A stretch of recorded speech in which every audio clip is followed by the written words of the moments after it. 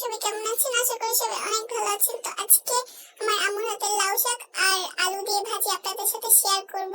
প্রথমে আমার আম্মু একটা কড়াইয়ের মধ্যে লাউ শাক আর আলু দিয়ে নিল।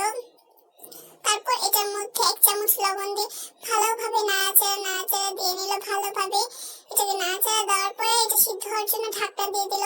তো একটু পরে ঢাকনা খুলে আবার নাড়াচাড়া দিয়ে নিল। তো দেখেন শাকগুলো একটু হয়ে গেছে, কতই ছিল শাক। তো ঢাকনা দিয়ে দিল, আবার ঢাকনা খুলে আবার নাড়াচাড়া দিয়ে নিল। বারবার নাড়াচাড়া দিচ্ছি কারণ শাকটা যেন না লেগে যায় কড়াইতে। তো এখানে আমার শাক হয়ে গেছে সিদ্ধ। তারপর ওই কড়াইতে একটু তেল দিয়ে ওই তেলের মধ্যে শুকনো মরিচ দিয়ে, পেঁয়াজ দিয়ে, রসুন দিয়ে, তারপর ওটার মধ্যে কাঁচামরিচ দিয়ে নিল। কাঁচামরিচ দিয়ে ওটাকে লালচে করে ভেজে নিবে। তারপর এটার মধ্যে শাকগুলো দিয়ে দিল। শাকগুলো দেওয়ার পরে আবার ভালোভাবে নাড়াচাড়া দিয়ে নিল।